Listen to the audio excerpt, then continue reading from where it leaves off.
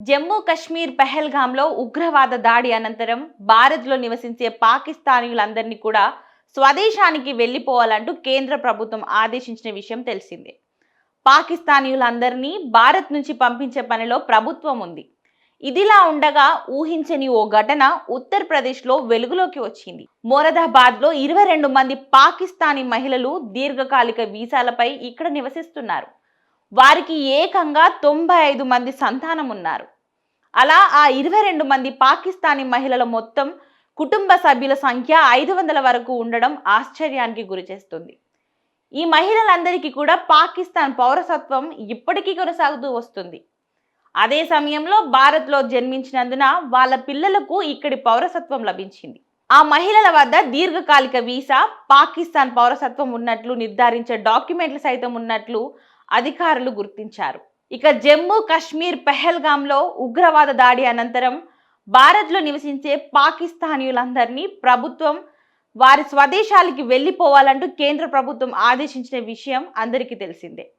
ఈ నేపథ్యంలోనే దేశవ్యాప్తంగా విస్తృత తనిఖీలు కొనసాగుతున్నాయి. ఎలాంటి డాక్యుమెంట్లు లేకుండా ఇక్కడ నివసిస్తున్న వాళ్ళ కోసం అధికారులు సోదాలు నిర్వహిస్తున్నారు. ఈ క్రమంలోనే మొరదాబాద్ దీర్ఘకాలిక వీసాలపై నివసిస్తున్న వారిపై పోలీసులు నిఘా పెట్టారు. ఈ సందర్భంగా ఈ 22 మంది పాకిస్తానీ మహిళల వ్యవహారం వెలుగులోకి వచ్చింది. వీరికి తోడు 2 పాకిస్తానీ పురుషులు మొరదాబాద్ జిల్లాలో చాలా సంవత్సరాలుగా నివసిస్తున్నారు. వీరిలో చాలా మంది మహిళలు భారతీయులను వివాహం చేసుకొని ఇక్కడికి వచ్చారు. పోలీసుల దర్యాప్తులో ఈ 22 మంది మహిళలకు మొత్తం 95 మంది పిల్లలు ఉన్నారని తేలింది. వీరిలో చాలా మందికి వివాహాలు కూడా జరిగినట్లు జాగరణ్ వెబ్సైట్ తెలిపింది. ఈ 22 మంది మహిళలలో నానమ్మలు, అమ్మమ్మలు సైతం ఉన్నారు. వారి పిల్లలు, మనవళ్ళు, మనవరాలతో కలిపి ఈ కుటుంబాలలో ఇప్పుడు 500 మందికి పైగా సభ్యులు ఉన్నారు. ఇప్పటికీ ఆ 22 మహిళలకు పాకిస్తాన్ పౌరసత్వం కొనసాగుతుంది. అంటే వీళ్ళంతా ఆ దేశీయులే. లాంగ్ టర్మ్ వీసాలను కలిగి ఉండడం దీనికి నిదర్శనం.